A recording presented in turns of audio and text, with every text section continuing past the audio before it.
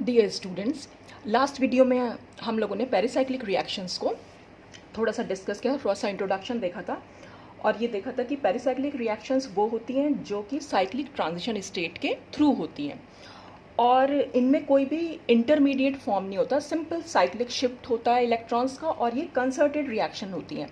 आज हम देखेंगे कि इनका क्लासिफिकेशन हम कैसे कर सकते हैं, यानी कितने टाइप की पेरिसाइक्लिक रिएक्शंस होती हैं। तो ये इसको हम मेनली 4 टाइप्स में डिवाइड कर सकते हैं। Number 1 is electrocyclic reactions, number 2 is cyclo addition reactions, number 3 is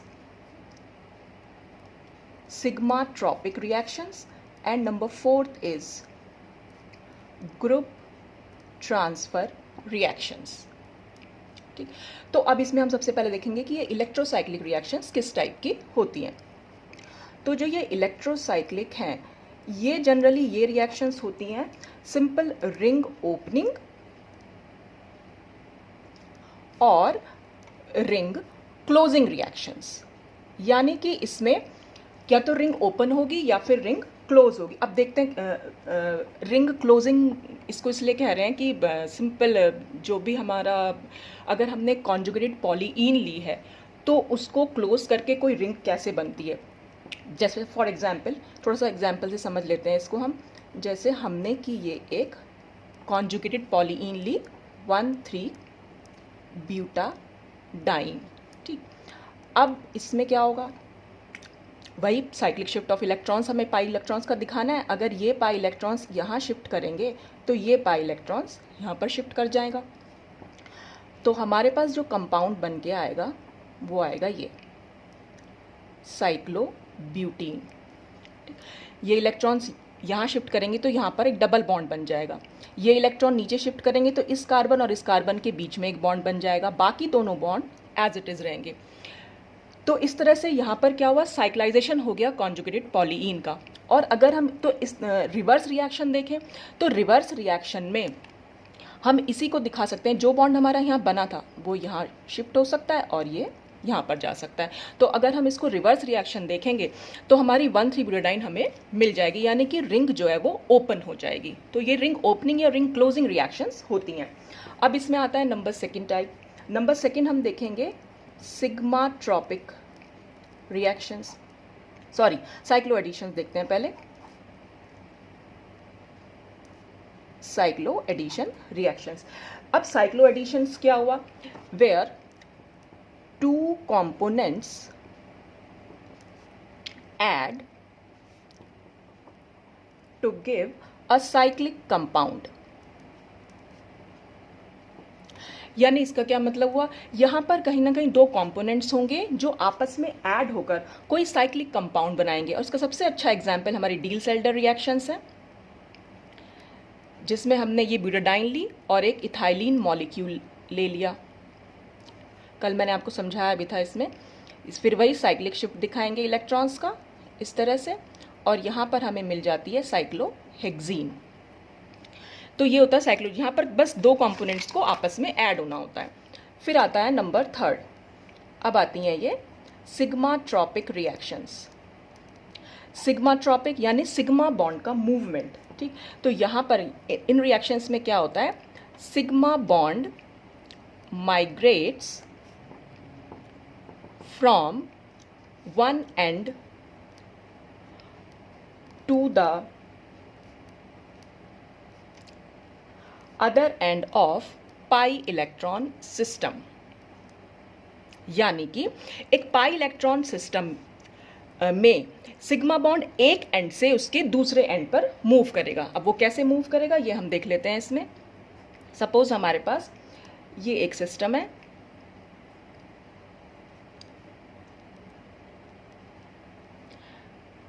यहाँ पर हम दिखा सकते हैं इसको।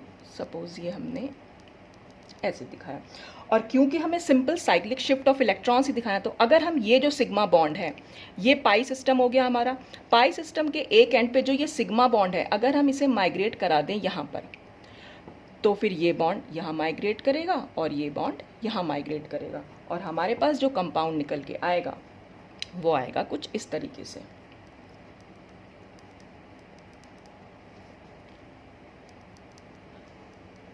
तो यहाँ पर sigma bond pi electron system के एक एंड से दूसरे एंड पर माइग्रेट कर गया, तो इसी को हम बोल देते हैं सिग्मा ट्रॉपिक रिएक्शंस। और नंबर 4 आती हैं ग्रुप ट्रांसफर रिएक्शन। अब ये ग्रुप ट्रांसफर रिएक्शंस क्या होंगी? ग्रुप ट्रांसफर रिएक्शंस में क्या होगा कि ये वन और मोर ग्रुप्स और atoms transfer from one molecule to another molecule।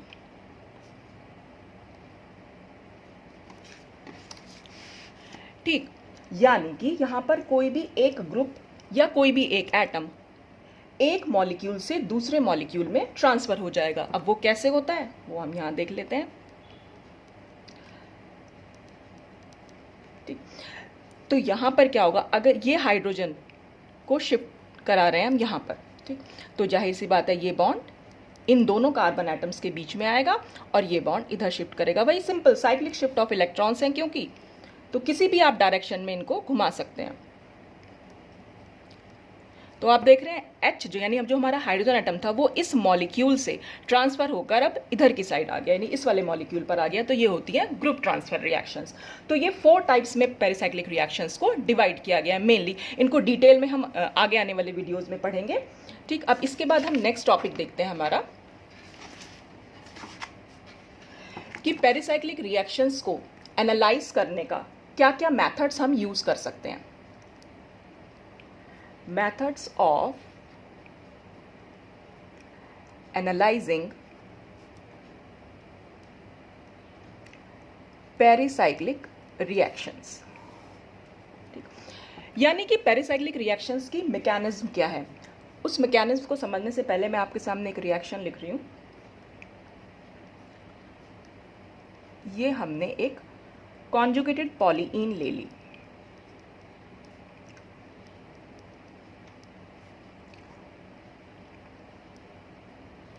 अगर हीट की प्रेजेंस में हम ये रिएक्शन करा रहे हैं, पेरिसाइक्लिक रिएक्शंस को हम हीट या लाइट की प्रेजेंस में कराते हैं, तो अगर हम हीट की प्रेजेंस में करा रहे हैं तो we will get a cis compound. कैसे मिला मैकेनिज्म तो हम समझेंगे। ठीक, और अगर इसी हमारा स्टार्टिंग मटेरियल सेम ही है और अगर हम रिएक्शन करा रहे हैं इन प्रेजेंस ऑफ लाइट, तो we will get a trans compound।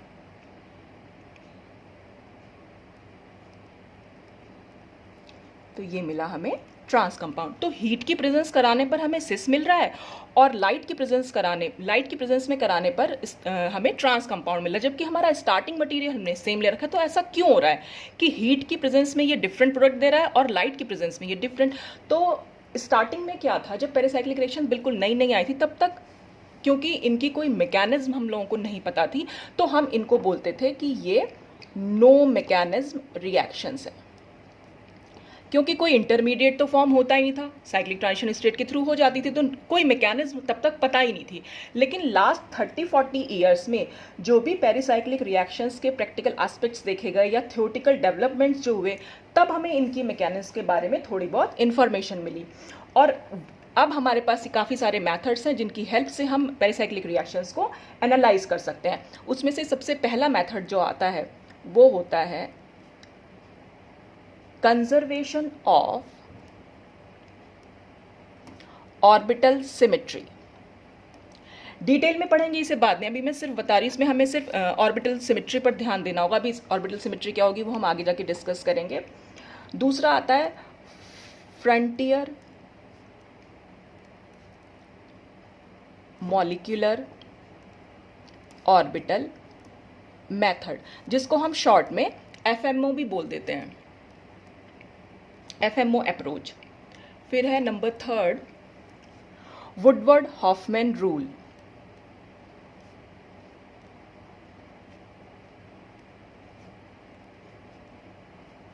और नंबर 4 है हकल मोबियस मेथड। तो ये जनरली हम 4 मेथड्स हम यूज़ करते हैं पेरिसाइक्लिक रिएक्शंस की मैकेनिज्म को बताने के लिए। लेकिन इन मेथड्स को समझने से पहले हमें मॉलिक्यूल का जो भी हम पॉलीन ले रहे हैं उसका हमें मॉलिक्यूलर ऑर्बिटल डायग्राम जो है कंस्ट्रक्ट करना आना चाहिए। हमारे लिए सबसे ज़्यादा इंपॉर्टेंट चीज़ वही डायग्राम है। तो वो डायग्राम हम कैसे कंस्ट्रक्ट करते हैं सबसे पहले हम वही समझेंगे। तो अब हम जो टॉपिक डिस्कस करेंगे that is construction of pi molecular orbital diagram of ethylene से हम स्टार्ट करते हैं। इथाइलिन हमारा सबसे छोटा सिस्टम है, ठीक। अब ये इथाइलिन मॉलिक्यूल, ठीक।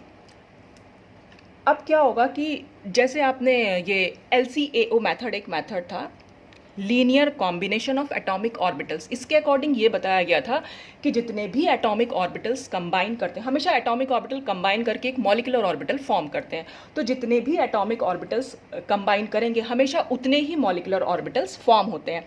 यानी कि number of atomic orbital is always equal to the number of molecular orbital. तो यही सेम बात हम पाई मॉलिक्यूलर ऑर्बिटल्स पर भी अप्लाई कर सकते हैं। अब पाई मॉलिक्यूलर ऑर्बिटल्स कैसे बनते हैं? जब भी p ऑर्बिटल कंबाइन करेंगे तो वो हमेशा पाई मॉलिक्यूलर ऑर्बिटल फॉर्म करते हैं। तो अगर यहाँ पर हमने जैसे दिखा रखा है कि 2 p ऑर्बिटल्स अगर कंबाइन कर रहे हैं तो हमेशा 2 ही पाई मॉलिक्यूलर ऑर्बिटल फॉर्म होंगे, जिसमें से एक हमारा होता है बॉन्डिंग ऑर्बिटल और दूसरे हमारे होते हैं एंटी बॉन्डिंग ऑर्बिटल। अब ये फॉर्म होते कैसे हैं तो इसको हम दिखा सकते हैं यहाँ पर। जो हमारा इथाइलिन मॉलिक्यूल, सबसे पहले हमें पता होना चाहिए कि कितने कार्बन एटम्स हम वहाँ पर कंबाइन करने जा रहे हैं। तो जैसे इथाइलिन मॉलिक्यूल है, अब ये इथाइलिन मॉलिक्यूल कैसे बना हुआ होगा? ये मैंने सिर्फ कार्बन स्केलेटन बनाया है, हाइड्रोजन यहाँ पर शो नहीं किया है। इथाइलिन मॉलिक्यूल में 2 कार्बन एटम आपस में जो होते हैं डबल बॉन्डेड होते हैं। तो ये डबल बॉन्ड यानी एक सिग्मा बॉन्ड होगा, दूसरा पाई बॉन्ड होगा। तो ये पाई बॉन्ड कैसे फॉर्म हुआ होगा कि कार्बन के पास एक p ऑर्बिटल रहा होगा और इस वाले कार्बन के पास भी एक p ऑर्बिटल रहा होगा और ये दोनों p ऑर्बिटल आपस में कंबाइन करे होंगे और यहाँ पर बने होंगे हमारे पास 2 पाई मॉलिक्यूलर ऑर्बिटल। अब वो पाई मॉलिक्यूलर ऑर्बिटल्स कैसे बनते हैं? तो हमारे पास सबसे पहले हमें पता होना चाहिए कितने नंबर ऑफ कार्बन एटम्स हैं जिनके बीच में कि हमें ये डबल बॉन्ड दिखाई दे रहा है। तो यहाँ पर जैसे 2 कार्बन एटम्स हैं तो यानी कि 2 ही p एटॉमिक ऑर्बिटल्स हम यहाँ पर कंबाइन कराएंगे। तो जैसे हमने यहाँ पर एक कार्बन एटम का p ऑर्बिटल यहाँ शो कर दिया, ऊपर वाला लोब पॉजिटिव साइन, नीचे वाला लोब नेगेटिव, ये पॉजिटिव और ये नेगेटिव, ठीक। तो ये दोनों जो हैं यहाँ पर p ऑर्बिटल्स हैं।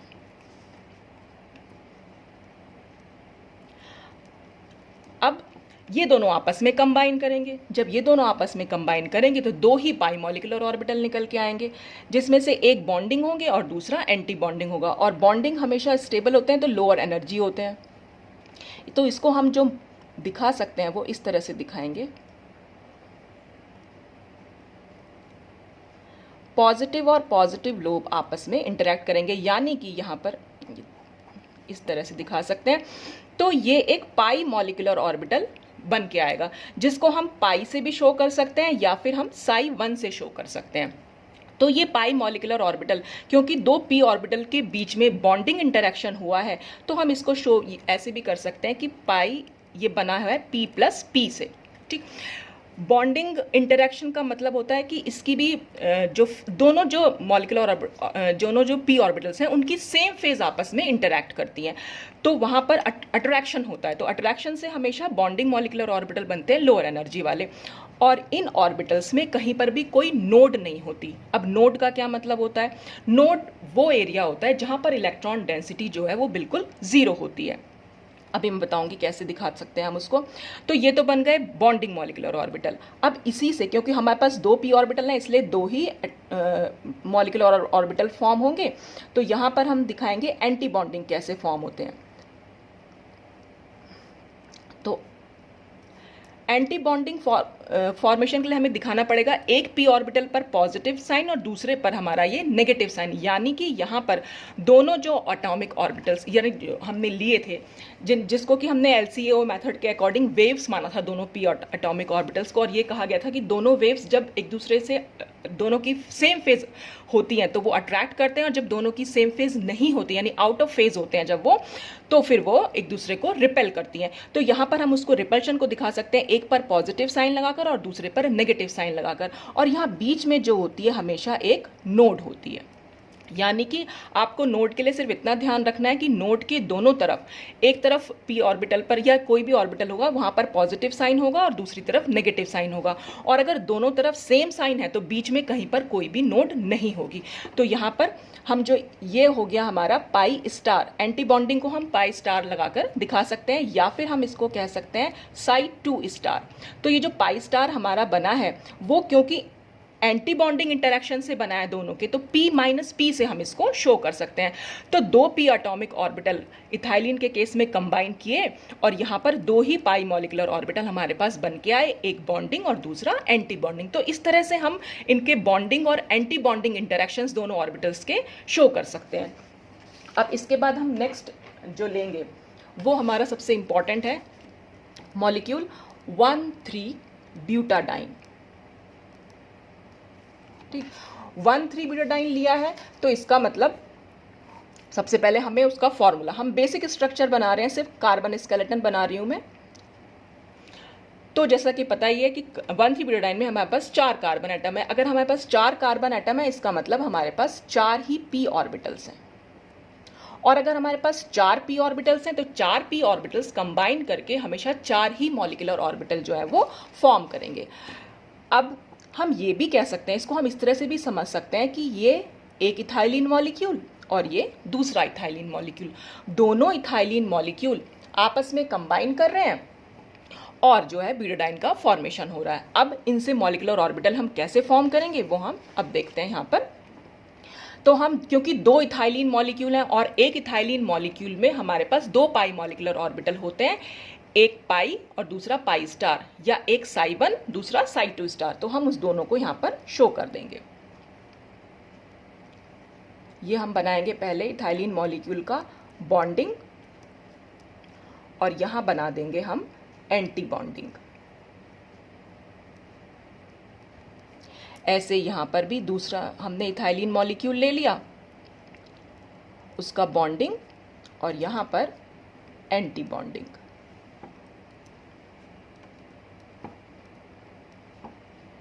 तो ये एक इथाइलिन मॉलिक्यूल हुआ और ये सेकेंड इथाइलिन मॉलिक्यूल हो गया। ये इसका पाई मॉलिक्यूलर ऑर्बिटल, ये इसका पाई स्टार, ये इसका पाई और ये इसका पाई स्टार। अब हमें क्या करना है, इन दोनों मॉलिक्यूलर ऑर्बिटल का बॉन्डिंग और एंटी बॉन्डिंग इंटरेक्शन शो करना है। वो हम कैसे शो कर सकते हैं, देखिए ये जो ऑर्बिटल है ये तो हम एज इट इज ही बना देंगे। ये बना दिया हमने इसको ऐसे, हमने 4 लोब्स बनाने हैं कुल मिलाकर, तो हमने 4 p ऑर्बिटल्स बना दिए। इन दोनों में पॉजिटिव साइन है ही, और क्योंकि इसका इसके साथ बॉन्डिंग इंटरेक्शन हो रहा है, इसका मतलब जो सेम साइन है वही आपस में इंटरेक्ट कर रहे हैं, या कह सकते हैं कि वेव्स जो सेम फेज में है वो एक दूसरे से इंटरेक्ट कर रही हैं। तो यहाँ पर ये हमारा पहला ब्यूटाडाइन का साई 1 मॉलिक्यूलर ऑर्बिटल निकल के आया, जिसमें कि कोई नोड नहीं होगी। देख रहे हैं आप, किसी भी p ऑर्बिटल के बीच में यहाँ पर कहीं पर भी नेगेटिव साइन नहीं है, सारे के सारे पॉजिटिव साइन है। तो जितने भी लोअर मॉलिक्यूलर जो पहला ऑर्बिटल होता है, चाहे वो कोई भी मॉलिक्यूल आप ले लें, उसमें हमेशा कोई भी नोड आपको देखने को नहीं मिलेगी। और फिर हम जाएंगे ऊपर, यानी कि अब बनाते हैं हम इनका, और ये हमारा साई 1 बना कैसे है, साई 1 बना है हमारा पाई प्लस पाई से, क्योंकि हमने बॉन्डिंग इंटरेक्शन दिखाया है। अब हम यहाँ आते हैं, वैसे ही हमने ये 4 ऑर्बिटल्स बना लिए। ये दोनों ऑर्बिटल्स यानी कि दोनों, ये पूरा पाई मॉलिक्यूलर ऑर्बिटल है, तो ये पूरा पाई मॉलिक्यूलर ऑर्बिटल हमने बनाया। अब क्योंकि ऊपर जाकर हमें जो मिलेगा वो साई 2 मिलेगा, लेकिन वो मिलेगा कैसे, वो पाई माइनस पाई से, यानी इन दोनों ऑर्बिटल्स का एंटी बॉन्डिंग इंटरेक्शन हमें यहाँ पर शो करना है। अब एंटी बॉन्डिंग हम कैसे शो कर सकते हैं? एंटी बॉन्डिंग जहाँ पर भी होगा वहाँ पर नोड जरूर आएगी। तो जब ये दोनों तो हमने ऐसे बना लिए, अब यहाँ पर क्योंकि ये दोनों भी पॉजिटिव ही हैं तो यहाँ हमें इसको नेगेटिव दिखाना पड़ेगा ताकि हम बीच में एक नोडल प्लेन या नोड को शो कर सकें। तो जब ये हमने नेगेटिव शो किया है और क्योंकि ये दोनों आपस में बॉन्डिंग है तो हमें इन दोनों को भी आपस में बॉन्डिंग ही दिखाना पड़ेगा। और बॉन्डिंग दिखाने का मतलब है जो साइन हमने यहाँ बनाया वही साइन हम यहाँ बनाएंगे। तो ये दोनों ऑर्बिटल्स का एंटी बॉन्डिंग इंटरेक्शन हो गया। जब भी हम यहाँ माइनस साइन लगाएंगे तो हमें यहाँ पर भी साइन जो है वो उल्टा करना पड़ेगा और फिर इन दोनों को देख लेना है कि इनका आपस में क्या इंटरेक्शन है। ये बॉन्डिंग इंटरेक्शन, तो जो साइन हमने यहाँ बनाया वही साइन हमें यहाँ पर बनाना पड़ेगा और यहाँ हमें मिलेगी वन नोड, क्योंकि पॉजिटिव और नेगेटिव के बीच में एक नोड होती है तो यहाँ पर सिर्फ एक नोड मिली, यहाँ पर हमारे पास कोई नोड नहीं है। ठीक, अब हम ये तो हमारा हुआ कि जो भी हमने ये बॉन्डिंग ऑर्बिटल्स थे इथाइलिन मॉलिक्यूल के उन्होंने आपस में इंटरैक्ट किया। अब एंटी बॉन्डिंग इंटरैक्ट करेंगे तो एंटी बॉन्डिंग को भी इंटरैक्शन हम ऐसे ही दिखा सकते हैं, वही हम 4 ऑर्बिटल्स बना लेंगे। ये दोनों के साइन देखें, एक पॉजिटिव है दूसरा नेगेटिव है, ये नेगेटिव ये अब ये जो हमारा साई 3 बनेगा, ये साई 3 स्टार एक्चुअल में एंटी बॉन्डिंग बनेगा, कैसे वो बताती हूँ मैं अभी आपको। तो साई 3 स्टार बनेगा हमारा pi star plus pi star, यानी इन दोनों के बॉन्डिंग इंटरेक्शन से। इन दोनों के बॉन्डिंग इंटरेक्शन का मतलब ये हुआ कि जो भी हम ये ऑर्बिटल और ये ऑर्बिटल ले रहे हैं इन दोनों का हमें सेम साइन एक दूसरे के सामने रखना है।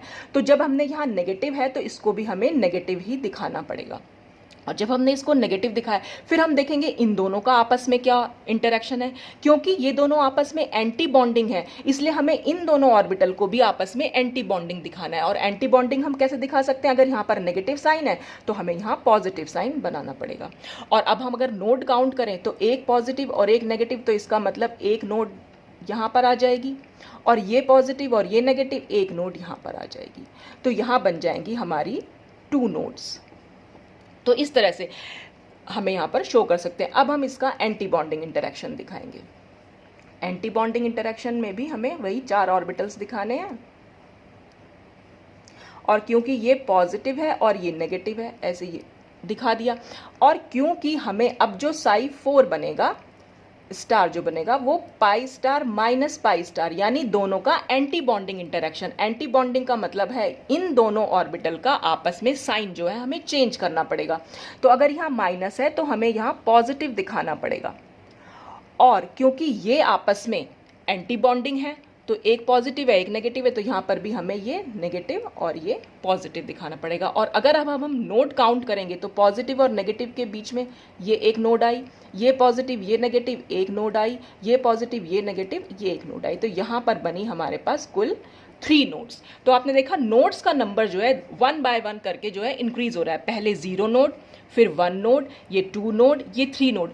और ये हमेशा हर मॉलिक्यूल के लिए यहाँ पर अप्लाई करते हैं हम कि कोई भी मॉलिक्यूल ले लेंगे हमेशा उसके सबसे बेस जो lower energy lowest energy molecular orbital होगा उसमें हमेशा नो नोड होगी, उससे ऊपर वाले में 1 नोड, फिर 2 नोड, फिर 3 नोड।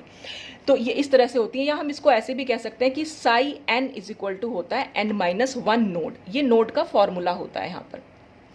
n क्या है? जो भी नंबर हमने साई के आगे लिखा हुआ है। देखिए अगर साई 1 अगर हम यहाँ लिख देंगे तो 1 - 1 इज इक्वल टू 0 नोड, तो 1 में हमारी कोई नोड नहीं आई थी। अगर हम साई इज इक्वल टू 2 लिख देंगे 2 - 1 इज इक्वल टू 1 नोड, तो यहाँ पर 1 नोड आई थी। ऐसे ही साई इज इक्वल टू 3 लिखेंगे तो ये नोड का फॉर्मूला होता है। जो भी नंबर आपने यहाँ लिखा हुआ है उसमें से बस 1 माइनस करना है और उतना नोड वहाँ पर आपको मिल जाएंगी। तो इस तरह से हम 1,3-ब्यूटाडाइन का जो स्ट्रक्चर जो है ये हम बना सकते हैं। ये मॉलिक्यूलर ऑर्बिटल डायग्राम बनाने का तरीका है। अगर आपको ये तरीका बहुत टफ लग रहा है तो सबसे आसान, क्योंकि ये बनाने को कहीं नहीं आता है पर फिर भी आपको समझ में आना चाहिए कि क्यों हम बनाते हैं इसको। तो इसका सबसे आसान तरीका जो है बनाने का वो कुछ इस तरीके से हम दिखा सकते हैं कि आपको सिर्फ इतना पता होना चाहिए कि आपके पास कार्बन एटम्स कितने हैं। ठीक, कार्बन एटम्स पता होने चाहिए कितने हैं कंपाउंड में। जितने कार्बन एटम्स आपको दिखाई दे रहे हैं आपको उतने ही मॉलिक्यूलर ऑर्बिटल बना देने हैं। जैसे ब्यूटाडाइन में 4 कार्बन एटम थे तो हमें सिंपल कुछ भी नहीं करना, हमने यहाँ से उठाया ये 4 p ऑर्बिटल्स बना दिए। ये पहला बन गया मॉलिक्यूलर ऑर्बिटल, ये दूसरा बना अभी हम सिंपल बना रहे हैं, ये तीसरा बना और यहाँ पर हम ये चौथा बना दे रहे हैं। 4 बना दिया आपने। सबसे पहले वाले में हमें 0 नोड रखनी है। 0 नोड का मतलब है जितने भी ये पॉजिटिव, सब पॉजिटिव दिखाने हैं आपको। दूसरे वाले में 1 नोड रखनी है, लेकिन बस नोड रखते हुए आपको ध्यान देना चाहिए कि this node should be symmetrical. ये एक सिमेट्रिकल नोड होनी चाहिए। सिमेट्रिकल नोड कैसे? जैसे सपोज अगर मैंने ये नोड यहां बना दी है, तो आप देख रहे हैं इस नोड के इधर की साइड भी 2 ही ऑर्बिटल्स हैं और इस नोड से इधर की साइड भी 2 ही ऑर्बिटल्स हैं। सपोज अगर मैं ऐसे बनाती, इसको मैंने ये बना दिया, ठीक। अब ये क्या है, इस नोड की तरफ तो 3 ऑर्बिटल्स होगा और इधर की साइड 1, तो ये सिमेट्रिकल नोड नहीं हुई, ये अनसिमेट्रिकल होगी। तो हमें नोड जब भी बनानी होगी, हमें सिर्फ सिमेट्रिकल नोड बनानी है। तो सिमेट्रिकल नोड हमने बना दी। जैसे ही हमने नोड बनाई, नोड के एक तरफ आप पॉजिटिव रखिए और दूसरी तरफ आप नेगेटिव रखिए। तो आपने सपोज इसे नेगेटिव रखा, यहाँ पॉजिटिव, तो आपको यहाँ पॉजिटिव और यहाँ नेगेटिव रखना पड़ेगा। और क्योंकि इन दोनों के बीच में कोई नोड नहीं है, तो इसका जो सेम साइन है आप यहाँ रख सकते हैं और यहाँ पर भी जो आप सेम साइन है वो आप यहाँ रख सकते हैं, ठीक। आप कुछ भी कर सकते हैं। यहाँ पर पॉजिटिव बनाएंगे तो यहाँ नेगेटिव बना दीजिएगा, फिर इसको पॉजिटिव बना सकते हैं। आप जैसे भी आपको ठीक लगे आप वैसा बना सकते हैं, उससे कोई फर्क नहीं पड़ता। फिर आपको तीसरे ऑर्बिटल में पहुंचेंगे तो हमें 2 नोड बनानी पड़ेंगी। तीसरा ऑर्बिटल है, इसीलिए हमें 3 - 1 नंबर ऑफ नोड यही होगा, ठीक। अब यहाँ पर सिमेट्रिकल नोड कैसे बन सकती है? यहाँ पर अगर हमें सिमेट्रिकल नोड बनानी है तो हमने इसको ऐसे बना दिया और ये ऐसे बना दिया, तो 2 नोड बन गई यहाँ पर। तो इसको पॉजिटिव दिखा दो, ये नेगेटिव, फिर ये नेगेटिव, यहाँ पॉजिटिव दिखा दिया, ये नेगेटिव, ये पॉजिटिव, ये पॉजिटिव, ये नेगेटिव। तो यहाँ पर 2 नोड बनी। अब हमें दिखानी है 3 नोड। 3 नोड तो यहाँ पर इस तरह से दिखा सकते हैं। तो ये पॉजिटिव, फिर नेगेटिव, फिर पॉजिटिव, फिर नेगेटिव। तो बस इस तरह से हमें 1 बाय 1 बस सिमेट्रिकल नोड बनाते चले जाइए। हालांकि आपको ये सब कहीं बनाने को नहीं आएगा, लेकिन फिर भी बस तरीका आपको पता होना चाहिए। हमारे पास मेन चीज़ होती है इसकी सिमेट्री, वो सिमेट्री हमें समझ में आनी चाहिए। ऑर्बिटल सिमेट्री आपको समझ में आ जाएगी, बस हमारे लिए वही बहुत ज़्यादा ज़रूरी होता है। अच्छा, अब एक चीज़ और, यहाँ पर हम देखते हैं अगर कार्बन नंबर हमारे पास इवन है, जैसे कि यहाँ पर कार्बन नंबर का जो नंबर है वो 4 कार्बन है, तो जब हमारे पास कार्बन नंबर इवन्स होते हैं तो जितने भी मॉलिक्यूलर ऑर्बिटल्स बनते हैं उसमें से हाफ तो होते हैं बॉन्डिंग मॉलिक्यूलर ऑर्बिटल्स और हाफ होते हैं एंटी बॉन्डिंग। इसीलिए ये हो गया साई1, ये हो गया साई2, साई3 स्टार और साई4 स्टार। तो साई1 और साई2 यहाँ पर बॉन्डिंग मॉलिक्यूलर ऑर्बिटल है और साई3 स्टार और साई4 स्टार यहाँ पर एंटी बॉन्डिंग मॉलिक्यूलर ऑर्बिटल है। तो इस तरह से हम इसको देख सकते हैं। जो जब भी कार्बन एटम का नंबर इवन होगा, बस even number of carbon atoms में आपको ध्यान रखना है कि half of the molecular orbitals will be bonding and half of the molecular orbitals will be anti bonding. अब हम देखेंगे इसमें सिमेट्री प्रॉपर्टीज पाई मॉलिक्यूलर ऑर्बिटल्स में। यही सबसे ज़्यादा इंपॉर्टेंट है, आपको यही समझना बहुत ज़रूरी है, सिमेट्री इन पाई मॉलिक्यूलर ऑर्बिटल्स। अब ये पाई मॉलिक्यूलर ऑर्बिटल्स में हमारी 2 टाइप की सिमेट्री होती है। एक होती है मिरर प्लेन ऑफ सिमेट्री, जिसको हम स्मॉल m से डिनोट करते हैं, यहां बना दे रही हूं। और दूसरी होती है रोटेशनल एक्सिस ऑफ सिमेट्री,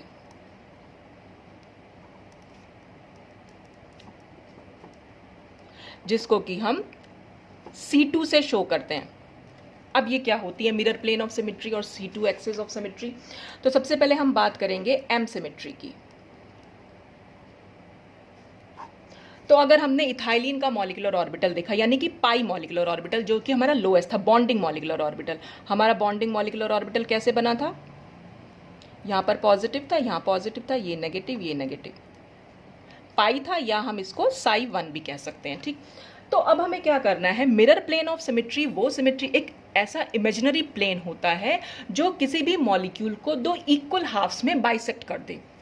या हम यहाँ पर ये कह सकते हैं पाई मॉलिक्यूलर ऑर्बिटल के केस में, अगर हम यहाँ पर बीचों बीच एक मिरर रख दें, सपोज यहाँ हमने एक मिरर रख दिया है, तो मिरर रखेंगे तो ये पॉजिटिव और ये पॉजिटिव दोनों एक दूसरे को रिफ्लेक्ट करेंगे। रिफ्लेक्ट करने का मतलब ये दोनों एक दूसरे की मिरर इमेज बन जाएगी।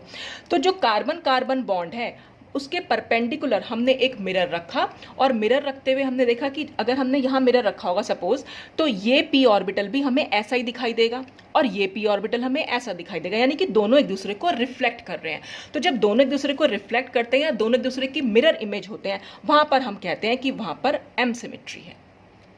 ठीक है, तो mirror plane of symmetry molecule को इक्वल हाफ्स में डिवाइड, देखिए इक्वल हाफ्स में डिवाइड भी किया है। अगर हमने यहाँ पर प्लेन रखा है तो इधर भी एक ऑर्बिटल है और इधर भी एक ऑर्बिटल है, तो इसको हम शो करते हैं कि ये ms से। ये इस s का क्या मतलब हुआ? इस s का मतलब हुआ कि this pi molecular orbital is symmetric with respect to the mirror plane of symmetry. तो यानी कि पाई मॉलिक्यूलर ऑर्बिटल में m सिमेट्री है, हम ये भी कह सकते हैं। ठीक, अब अगर हम देखें इसका एंटी बॉन्डिंग पाई मॉलिक्यूलर ऑर्बिटल कैसे बना था, यहाँ पर पॉजिटिव था, यहाँ नेगेटिव था। ठीक, ये था पाई स्टार इथाइलिन का। अब फिर से हमने यहाँ मिरर रखा, यानी परपेंडिकुलर रखना है, कार्बन कार्बन बॉन्ड के परपेंडिकुलर। तो आप देख रहे हैं पॉजिटिव के सामने नेगेटिव आ रहा है या नेगेटिव के सामने पॉजिटिव आ रहा है। अब ये एक दूसरे को रिफ्लेक्ट नहीं कर रहे हैं, तो जब ये एक दूसरे को रिफ्लेक्ट नहीं कर रहे हैं या एक दूसरे की मिरर इमेज नहीं बन रहे हैं, तो हम कह सकते हैं कि यहाँ पर m सिमेट्री नहीं है और ये m के लिए एसिमेट्रिक है या एंटी सिमेट्रिक है, तो हम इसको ma से शो कर देते हैं। तो इस तरह से हम मिरर प्लेन ऑफ सिमेट्री देखते हैं। बस आपको एक मिरर प्लेन मॉलिक्यूल को बाइसेक्ट करते हुए रखना है कि बिल्कुल बीचों बीच आपको वो प्लेन को इमेजिन करना है, और अगर वो मिरर प्लेन वो जो ऑर्बिटल्स एक दूसरे की मिरर इमेज बन रहे हो तब तो वहाँ पर मिरर प्लेन ऑफ सिमेट्री होती है, अदरवाइज वहाँ पर नहीं होती। तो ये पाई मॉलिक्यूलर ऑर्बिटल m सिमेट्री के लिए सिमेट्रिक है और pi star molecular orbital m symmetry के लिए एंटी सिमेट्रिक है या एसिमेट्रिक है। तो ये तो थी m सिमेट्री। अब हम देखते हैं C2 सिमेट्री। अब ये C2 सिमेट्री क्या है? C2 सिमेट्री एक्चुअल में रोटेशनल एक्सिस ऑफ सिमेट्री, यहाँ पर हम मॉलिक्यूल को 180 डिग्री पर रोटेट करना होता है मॉलिक्यूल को। जैसे कि अगर हम पाई मॉलिक्यूलर ऑर्बिटल में देखें, इथाइलिन का पाई मॉलिक्यूलर ऑर्बिटल ले लिया हमने, और एक ऐसी एक्सिस को इमेजिन किया कि जिसके अराउंड अगर हम इसको रोटेट करें तो हमें सेम 180 डिग्री पर अगर हम रोटेट करें तो हमें सेम इमेज मिल जाए। और हमने वो जैसे सपोज ये एक एक्सिस हमने सोच ली, सपोज ये आपके पास कार्बन कार्बन बॉन्ड है, ठीक है, यहाँ पर ये कार्बन और ये कार्बन, इनके बीच में ये बॉन्ड है। तो जो आपने ये एक्सिस इमेजिन की है वो कुछ इस तरह से परपेंडिकुलर होगी, कार्बन कार्बन बॉन्ड के परपेंडिकुलर होगी। और आप अगर यहाँ पर एक ऑर्बिटल खड़ा हुआ है और ऐसे एक ऑर्बिटल यहाँ पर प्रेजेंट है, तो आपको इसके अराउंड इसको रोटेट करना है 180 डिग्री पर। और 180 डिग्री पर रोटेशन कैसे हो जाएगी? सिंपल, आपने सिर्फ इतना घुमा देना है, यानी कि आपने कार्बन कार्बन बॉन्ड को सिर्फ इस तरह से पकड़ा और इसे ऐसे घुमा दिया। ये यूं पकड़ा था और आपने ऐसे घुमा दिया, ठीक। तो जब आप इसको इस वाली एक्सिस पर ऐसे घुमा देंगे तो आपको क्या मिलेगा? घुमाने पर आपको क्या मिलेगा? यहाँ नेगेटिव साइन हो जाएगा और ये नीचे पॉजिटिव साइन हो जाएगा, ठीक। ये अगर सपोज ये 1 ऑर्बिटल है, ये 2 ऑर्बिटल है, तो घुमाने पर क्या होगा? 1 ऑर्बिटल ये हो जाएगा और 2 ऑर्बिटल ये हो जाएगा। तो इस तरह से घुमाएंगे तो हमें क्या मिलेगा? सेम मॉलिक्यूल हमें, यानी कि सेम मॉलिक्यूलर ऑर्बिटल हमें नहीं मिल पाया। अगर हमें सेम मॉलिक्यूलर ऑर्बिटल नहीं मिल पाया तो इसका मतलब यहाँ पर C2 सिमेट्री नहीं है। तो हम इसको कहेंगे कि ये ऑर्बिटल C2 सिमेट्री के लिए एंटी सिमेट्रिक है, ठीक। तो ये पाई मॉलिक्यूलर ऑर्बिटल में C2 सिमेट्री नहीं होती है क्योंकि हमें सेम इमेज नहीं मिली। अब अगर हम देखें यहाँ पर पाई स्टार के लिए, पाई स्टार क्या था? यहाँ पर पॉजिटिव साइन था, यहाँ नेगेटिव था। हमने इसे रोटेट किया, ठीक। रोटेट करने पर फिर वही इसको पकड़ा और हमने ऐसे घुमा दिया। तो जब हम इसको पकड़ के ऐसे घुमा देंगे तो घुमाने का मतलब क्या होगा कि ये पॉजिटिव साइन जो है यहाँ पहुँच जाएगा। ये पॉजिटिव ऐसे पहुँचा, यहाँ नेगेटिव आया, और ये पॉजिटिव यहाँ पहुँचेगा और ये नेगेटिव। आपने देखा, बिल्कुल हमें सेम इमेज मिल गई। मतलब ये ऐसे था, यहाँ पर अगर आपका पॉजिटिव है तो जब आप इसको घुमाएंगे तो ये पॉजिटिव यहाँ पहुँच जाएगा, ठीक। तो इस तरह से घुमाने से हमें ये, यानी कि 180 डिग्री पर रोटेट करने से हमें सेम इमेज मिल गई मॉलिक्यूलर ऑर्बिटल की। पाई स्टार मॉलिक्यूलर ऑर्बिटल था ये, तो पाई स्टार मॉलिक्यूलर ऑर्बिटल में हमें मिल गई C2 सिमेट्री, यानी कि C2 के लिए ये पाई स्टार मॉलिक्यूलर ऑर्बिटल जो है वो सिमेट्रिक है। और पाई मॉलिक्यूलर ऑर्बिटल के लिए क्या था? ये एंटी सिमेट्रिक, यानी कि इसमें C2 सिमेट्री नहीं थी। तो इथाइलिन के केस में हम ये देखेंगे कि जो पाई मॉलिक्यूलर ऑर्बिटल है उसमें तो होती है M सिमेट्री, और जो पाई स्टार है उसमें होती है C2 सिमेट्री। तो बस ये आपको सिमेट्री प्रॉपर्टीज पता होनी चाहिए। अब ऐसे ही हम यहाँ देख सकते हैं, देखिए ये जो हमने यहाँ पर बनाया था कि यहाँ पर अगर हमें सिमेट्री, यानी ब्यूटाडाइन के केस में अगर हमें सिमेट्री को एक्सप्लेन करना है तो हम कैसे कर सकते हैं। अगर हम यहाँ देखें, फिर वही है, हमने मिरर प्लेन सिमेट्री देखनी है सबसे पहले। तो हमने यहाँ पर बीचों बीच एक मिरर प्लेन इमेजिन कर लिया। अगर हम यहाँ पर एक प्लेन रखा है कार्बन कार्बन बॉन्ड को बाइसेक्ट करता हुआ, तो देखिए इस मिरर प्लेन से इधर भी 2 पॉजिटिव है, इधर भी 2 पॉजिटिव, यानी इक्वली है। और ये दोनों पॉजिटिव इन दोनों पॉजिटिव को रिफ्लेक्ट कर रहे हैं, यानी ये एक दूसरे की मिरर इमेज बन रहे हैं। तो जब ये एक दूसरे की मिरर इमेज बनते हैं तो यानी साई1 में यहाँ पर M सिमेट्री होगी, यानी कि ये ऑर्बिटल जो है M के लिए सिमेट्रिक हो जाएगा। ठीक। और अगर आप यहाँ देखें C2 सिमेट्री, देखिए C2 सिमेट्री आपको नहीं मिलेगी क्योंकि आपने ये बॉन्ड पकड़ा और ऐसे घुमा दिया। तो जब आप इसको ऐसे घुमा देंगे तो जितने भी पॉजिटिव पार्ट हैं वो सब नीचे पहुंच जाएंगे और नेगेटिव जो है ऊपर आ जाएगा। तो ये C2 के लिए एंटी सिमेट्रिक हो जाएगा। अब अगर हम आए ऊपर की साइड, ऊपर फिर से आपने बीचों बीच एक मिरर प्लेन रखा। जब आप मिरर रखेंगे यहाँ पर, तो यहाँ पर तो नेगेटिव है और इधर पॉजिटिव है, ये दोनों एक दूसरे को रिफ्लेक्ट नहीं करेंगे, यानी एक दूसरे की मिरर इमेज नहीं बन पाएंगे। तो जब एक दूसरे की मिरर इमेज नहीं बन पा रहे हैं तो इसका मतलब M सिमेट्री तो है ही नहीं, और M सिमेट्री नहीं है, जहाँ पर भी M सिमेट्री नहीं है इसका मतलब वहाँ पर C2 सिमेट्री है, जहाँ पर C2 सिमेट्री नहीं है इसका मतलब M सिमेट्री है। अगर आपने इसको बॉन्ड को पकड़ा और ऐसे घुमा दिया, तो अगर आप इसको ऐसे करके घुमा देंगे तो जो ये नेगेटिव पोर्शन है, वो ये जो नेगेटिव लोब्स हैं वो यहाँ पहुँच जाएंगे, जो पॉजिटिव हैं वो यहाँ पर, तो हमें सेम इमेज मिल जाएगी, यानी यहाँ पर हमें मिलेगी C2 सिमेट्री। तो ये C2 के लिए सिमेट्रिक हो जाएगा। फिर ऐसे अगर हम यहाँ देखें, फिर से आपने यहाँ पर एक प्लेन लगाया बीचों बीच, तो ये नेगेटिव इस नेगेटिव को रिफ्लेक्ट करेगा, ये पॉजिटिव इस पॉजिटिव को रिफ्लेक्ट करेगा, यानी यहाँ पर मिरर इमेज बन के आएगी। तो ये M के लिए फिर सिमेट्रिक हो जाएगा, और ऐसे ही ऊपर C2 के लिए ये सिमेट्रिक हो जाएगा। तो आपने देखा मॉलिक्यूलर ऑर्बिटल्स में, ये भी आपको याद करने की ज़रूरत नहीं है वैसे, फिर भी बस आपको समझ में आना चाहिए। समझ में आ जाएगा तो आप अपने आप से कर सकते हैं। और सब में ऐसा ही होता है हमेशा।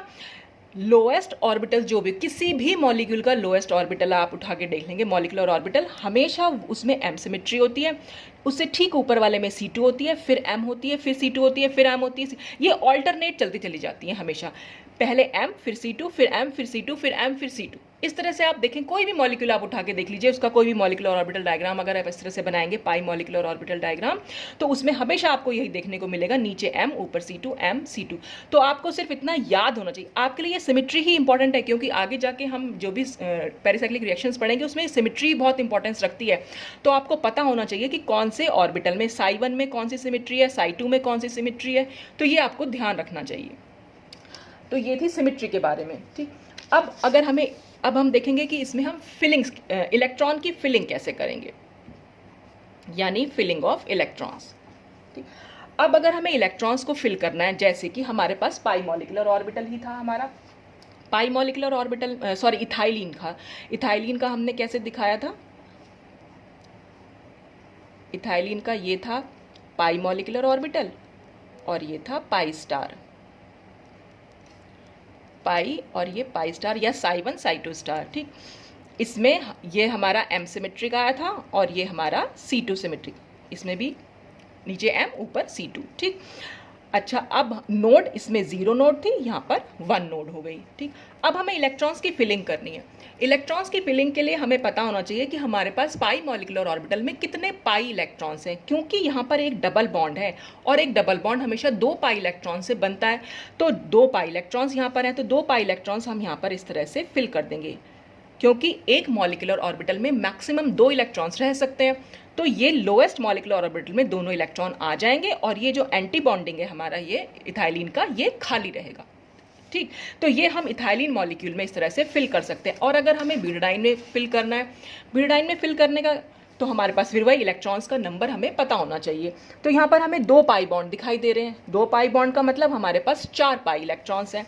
अब 4 पाई इलेक्ट्रॉन्स को हमें फिल करना है। ये लोएस्ट पाई यानी साई1 है। साई1 में क्योंकि एक ऑर्बिटल में मैक्सिमम 2 इलेक्ट्रॉन आ सकते हैं, तो वो दोनों यहाँ आ जाएंगे। क्योंकि इसके पास 4 इलेक्ट्रॉन्स हैं तो बाकी के दोनों ऊपर जाएंगे। और ये जो बाकी के दोनों एंटी बॉन्डिंग है ये खाली रहेंगे, यानी कि ये चारों इलेक्ट्रॉन दोनों बॉन्डिंग ऑर्बिटल्स में आ जाएंगे और दोनों एंटी बॉन्डिंग यहाँ पर खाली रहते हैं। तो इस तरह से हम फिलिंग कर सकते हैं इलेक्ट्रॉन्स की। ठीक है, अब इसके बाद हम एक चीज़ और देखेंगे इसमें कि यहाँ पर एक टर्म हम यूज़ करते हैं कि फ्रंटियर मॉलिक्यूलर ऑर्बिटल। अब ये फ्रंटियर मॉलिक्यूलर ऑर्बिटल्स क्या होते हैं? देखो, जैसे अभी मैंने ये FMO अप्रोच हम पढ़ेंगे आगे जाके, तो उसके लिए हमें पहले पता होना चाहिए कि फ्रंटियर मॉलिक्यूलर ऑर्बिटल्स होते क्या हैं। फ्रंटियर मॉलिक्यूलर ऑर्बिटल्स के लिए सब, जैसे हमने इथाइलिन के केस में देखा, अब की बार मैं ऑर्बिटल्स नहीं बना रही हूँ, सिंपल मैं लिख दे रही हूँ psi1 और psi2 स्टार या पाई और पाई स्टार। ठीक, यहाँ पर हमने इलेक्ट्रॉन्स फिल किए थे, इसके पाई मॉलिक्यूलर ऑर्बिटल में सिर्फ 2 इलेक्ट्रॉन थे और ये एंटी बॉन्डिंग जो था वो बिल्कुल खाली था। ठीक, तो जो भी ये जो ऑर्बिटल है यहाँ पर इसको हम कहेंगे कि ये हाईएस्ट ऑक्यूपाइड मॉलिक्यूलर ऑर्बिटल है इथाइलिन का, सिर्फ यही तो भरा हुआ है, तो इसको हम बोलेंगे हाईएस्ट ऑक्यूपाइड मॉलिक्यूलर ऑर्बिटल, और इसको शॉर्ट में बोल देते हैं हम होमो, HOMO। और ये क्योंकि ये हमारे पास खाली है ऑर्बिटल, इसको हम बोल देते हैं ल्यूमो, और ल्यूमो की फुल फॉर्म क्या हो जाएगी? Lowest unoccupied molecular orbital. यानी जो भी आपको ऑर्बिटल्स खाली दिख रहा है, इसके बाद जो भी ऑर्बिटल आएगा, होमो के बाद जो भी नेक्स्ट ऑर्बिटल होता है हमेशा ल्यूमो होता है, वो लोएस्ट अनऑक्यूपाइड मॉलिक्यूलर ऑर्बिटल। जैसे कि अगर हम ब्यूटाडाइन का केस देखें, ब्यूटाडाइन के केस में क्या है, अब आपको मॉलिक्यूलर ऑर्बिटल बनाने की जरूरत नहीं, आपको पता है कि 4 कार्बन एटम्स है तो 4 ही मॉलिक्यूलर ऑर्बिटल बने होंगे। तो पहला psi1, दूसरा psi2, फिर psi3 स्टार और psi4 स्टार। स्टार हमने कैसे लगा दिया? क्योंकि 2 बॉन्डिंग है, 2 एंटी बॉन्डिंग है। अब इसमें इलेक्ट्रॉन्स की फिलिंग हमने की थी, तो कुल मिलाकर 4 इलेक्ट्रॉन्स थे ब्यूटाडाइन के पास, तो वो दोनों इन बॉन्डिंग में आ गए थे और बाकी के एंटी बॉन्डिंग जो थे वो खाली थे। तो अब इसमें होमो कैसे चूज करेंगे? तो जो भी एनर्जी में हाईएस्ट होगा, देखो ये psi1 लोएस्ट एनर्जी है, फिर psi2 फिर हायर एनर्जी, फिर ये हायर और फिर ये हायर। तो जो फील्ड ऑर्बिटल है और जो एनर्जी में सबसे हाईएस्ट है, इन दोनों, ये दोनों ही फील्ड है, लेकिन ये वाला ऑर्बिटल जो है वो एनर्जी में हाई है, तो इसलिए ये हमारा कहलाएगा होमो, हाईएस्ट ऑक्यूपाइड मॉलिक्यूलर ऑर्बिटल। अब ये दोनों ही खाली हैं, लेकिन एनर्जी में जो लोएस्ट हो, एनर्जी में लोएस्ट, इसकी एनर्जी इस वाले से तो कम ही होगी, तो ये हमारा हो जाएगा ल्यूमो, यानी कि लोएस्ट अनऑक्यूपाइड मॉलिक्यूलर ऑर्बिटल। और होमो के बाद हमेशा ल्यूमो ही आता है। तो ये जो हमारे होते हैं होमो ल्यूमो, इन्हीं को हम बोल देते हैं कि ये फ्रंटियर मॉलिक्यूलर ऑर्बिटल्स हैं। इनके लिए हम जो वर्ड यूज करते हैं कि वो फ्रंटियर मॉलिक्यूलर ऑर्बिटल्स हैं। अच्छा, अब अगर जैसे हमने थर्मल रिएक्शंस करानी है, मैंने आपको बताया था कि थर्मल रिएक्शंस जो होती हैं वो हमेशा मॉलिक्यूल की ग्राउंड स्टेट में होती हैं। तो ये जो मॉलिक्यूल की, ये इथाइलिन ब्यूटाडाइन मॉलिक्यूल के लिए ग्राउंड स्टेट मानी जाएगी। अब एक्साइटेड स्टेट क्या होगी? तो अगर सपोज हमने इसी मॉलिक्यूल को एनर्जी यानी लाइट दी, लाइट की प्रेजेंस में क्या होगा? ये जो एक इलेक्ट्रॉन है इस लाइट को एब्जॉर्ब करेगा और ये ऊपर पहुंच जाएगा। तो ऊपर पहुंचेगा, हम इसको कैसे दिखा सकते हैं? ओ सॉरी, यहां पे मैंने गलत बना दिया ये, और ये psi1 psi2 psi3 star psi4 star. तो इसने एनर्जी को एब्जॉर्ब किया और ये ऊपर पहुंच गया। तो अब इसके पास भी एक ऑर्बिटल और इसके पास भी एक ऑर्बिटल। तो अब होमो क्या हो जाएगा? क्योंकि ये हाईएस्ट ऑक्यूपाइड है, सारे ही ऑक्यूपाइड हैं, लेकिन ये एनर्जी में हाई है, तो ये हो जाएगा होमो और ये हो जाएगा ल्यूमो, क्योंकि ये लोएस्ट अनऑक्यूपाइड है। तो ये हमारी हो जाएगी एक्साइटेड स्टेट। तो जब भी हमें फोटोकेमिकल रिएक्शंस करानी होगी, हम हमेशा ये वाला होमो यूज करेंगे, या हमें ल्यूमो यूज करना है तो हम ये ल्यूमो यूज करेंगे।